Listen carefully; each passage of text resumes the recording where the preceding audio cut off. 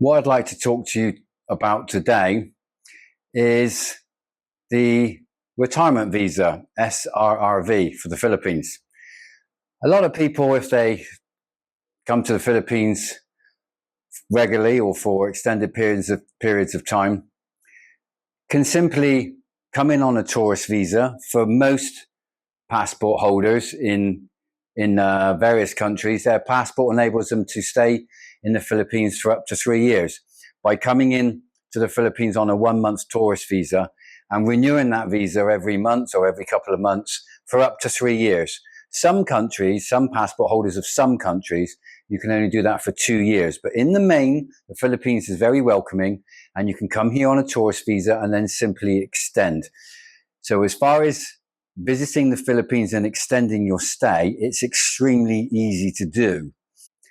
The first option is if you marry a Filipino, if you're a foreign lady, and you can apply for a 13A spouse visa.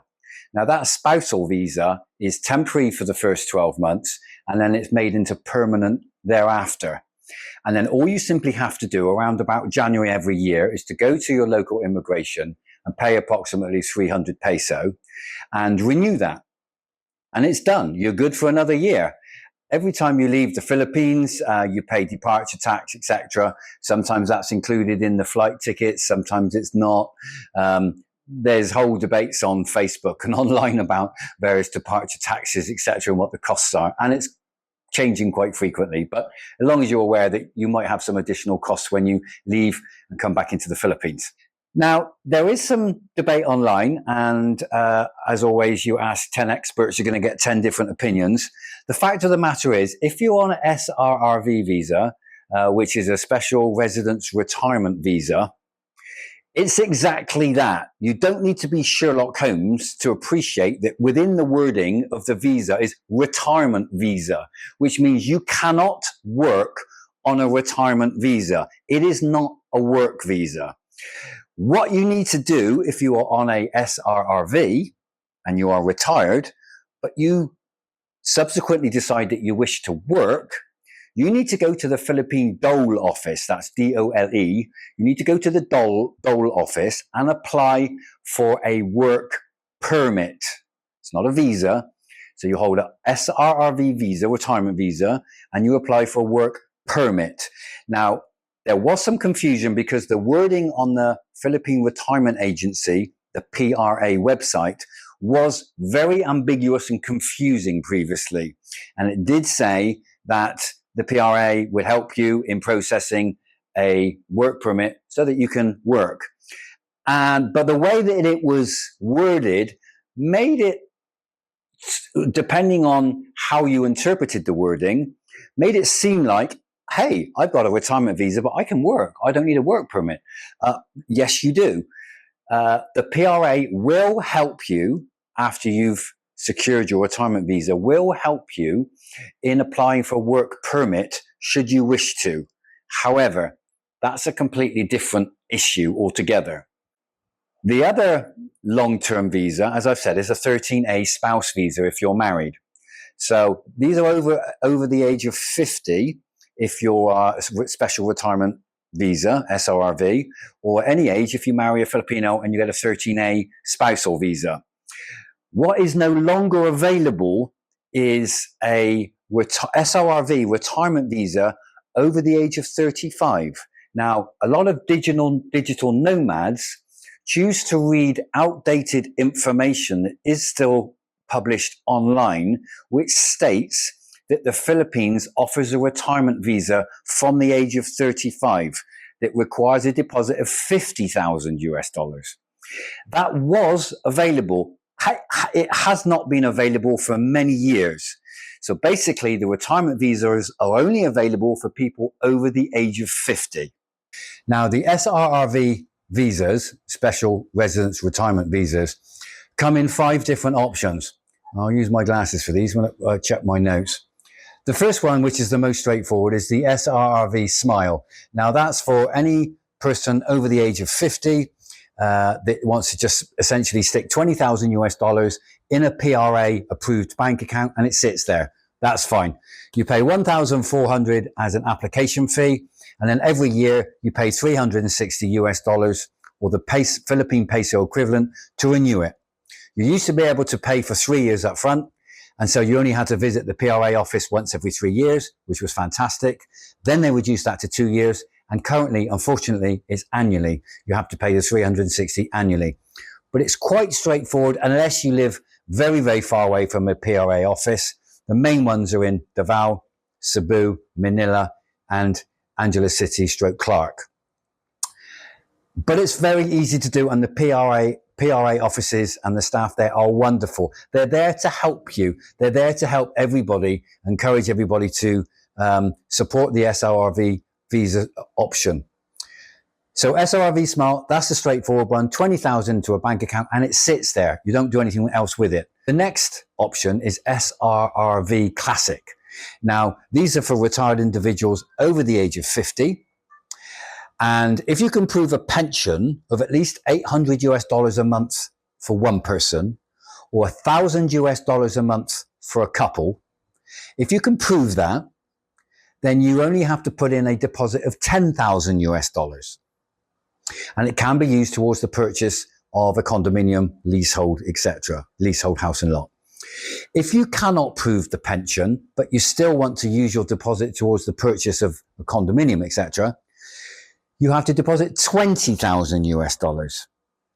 So just to recap, SRRV Classic with pension, 10,000 US dollars, and it can be used towards the purchase of a condo, leasehold plot, etc. Without pension, 20,000 US dollars. The next option is called the SRRV Human Touch. Now, this is for retirees over the age of 50 that have got a pension of at least 1,500 US dollars a month, and you can deposit 10,000 in an account. Doesn't go anywhere. 10,000 in an account, and you can prove a pension of 1,500 peso or 1,500 US dollars a month. If you can't, you can qualify by having a health assurance policy which is accepted by the PRA instead of the 1,500 per month pension proof. Now, if you're of ailing health and you're coming to the Philippines for respite care or health care, it may well be an option for you. It's more common to go down the SRRV Classic route, but that human touch, depending on your circumstances, might be an option for you. The fourth option is known as SRRV Courtesy, and this is for former Filipinos and foreign nationals 50 years and above that used to work for international organizations like the World Health Organizations or departments of government affairs, government offices, etc. abroad. Now, that requires a deposit of only 1,500 US dollars, and there's no proof of pension requirement. Finally, there's the SRRV Expanded Courtesy, which is an expanded version of SRRV Courtesy. The clue's in the name. And that's for foreign nationals, not Filipino, former Filipino nationals. It's foreign nationals, 50 years and above, who are retired armed forces, ex-military, etc. You can prove a pension of at least 1,000 US dollars a month, and you only have to pay 1,500 US dollars as a deposit. All of these SRRV visas require an application fee, which is normally, for the principal person applying, if there's only one of you, is 1,400 US dollars as an application fee. And there's scales if there's a wife or husband, your spouse, if they're applying, and for children, etc., on a sliding scale. But essentially, most people on SRRV are just applying for themselves, and the application fee is 1,400 US dollars. Dependent applications are a lot less than that, about 300 US dollars. Now, the annual fee, which is payable for the principal applicant, is 360 US dollars. Now, the way you go about applying for the annual fee is you go to your PRA office, and you can also go on the PRA Facebook page, and daily, apart from weekends, they publicize the PRA's exchange rate to US dollar. And don't go by the Google exchange rate, peso US dollar. Go on the PRA website page for that day, or go to the PRA office and confirm what the exchange rate is for that day. And whatever that exchange rate is, you multiply that by the 360 US dollars, and that's the peso amount in local currency that you need to pay. The PRA office will give you a payment slip. You go to the accredited bank, pay your annual fee, come back to the office with the receipt. They will take care of that. And then you'll get a text message within 2 weeks, usually about 1 week, saying your new updated SRRV card is ready for collection, and you can go and collect it. Or they can post it, and if you're international, they can post it abroad. You will find that the staff at all of the PRA offices are very, very helpful, and there's a real government push to encourage people to adopt retirement in the Philippines, and they make the process relatively straightforward. Interestingly, there has been a lot of talk prior to COVID and lockdown, and a lot of talk online, Facebook pages, Facebook groups, etc., after COVID, where a lot of people take a somewhat blasé attitude to, well, so what? I don't need to SRR visa or 13A visa. I'll just go to the Philippines and extend my visa for up to 3 years. And then if I want to do any more, I've got to leave the country for at least 24 hours. So they'll just fly out to Thailand or Bali or wherever and spend a few days there. And then when they come back to the Philippines, surprise, surprise, the 3-year clock starts ticking again. So if you're going to be traveling within the 3 years outside of the Philippines, what's the point? Well, good question. During COVID, there was a point. And I have a very, very good friend of mine, British friend, who wasn't married. He was engaged to his Filipino fiancée, and they had a young child. And he, during the first few months of COVID in 2020, was coming up to his 3 years of renewing his tourist visa. Whilst COVID was going on, he then had to, because he'd had his 3 years, he had to leave the Philippines and go back to the UK. And he had to live in his family's converted shed in the back garden during the winter time, freezing. But initially he had to go to a COVID hotel. He flew into, I believe it was Birmingham, with Qatar. And he had to stay in a COVID hotel for 1 week or 2 weeks, all of that expense. Then he could, after various tests, and he was negative, he could then go and stay with his family. And he stayed with his family until such time as he was allowed back in the Philippines. Now, here's the catch. What do you think happened when the COVID restrictions were lifted in the Philippines? I was here, I was on SRRV visa, and therefore I happily stayed in the Philippines during COVID. Okay, I couldn't really go anywhere, but I had my barangay pass. I could go to the shops. I could buy my essentials. I got my COVID vaccinations here. No problem. I didn't have to leave. My friend was stuck in freezing England for the best part of 2 years. When the Philippines opened its doors again, who did they think they let in first? Surprise, surprise.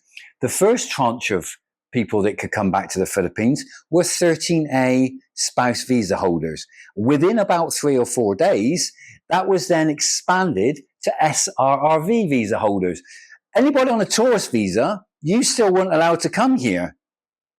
Then after about another 2 months, the Philippines fully opened up and people could come in that weren't holders of any type of Filipino visa. So, God forbid another situation like COVID happens again, but should it raise its ugly face, you are more secure on an SRRV or 13A visa because you will not have to leave this country if you do not wish to. If you're on a tourist visa, once they decide that either all tourists need to leave, or once your 3 years is up of renewing it monthly, you have to leave, you haven't got a lot of choice. So I hope you found this video helpful for you. There are some extremely good benefits of being on either a 13A or SRRV visa, which are essentially superior to just staying here and renewing your visa on a monthly basis for up to 3 years, or in some cases 2 years. I hope you found this video informative. Enjoy.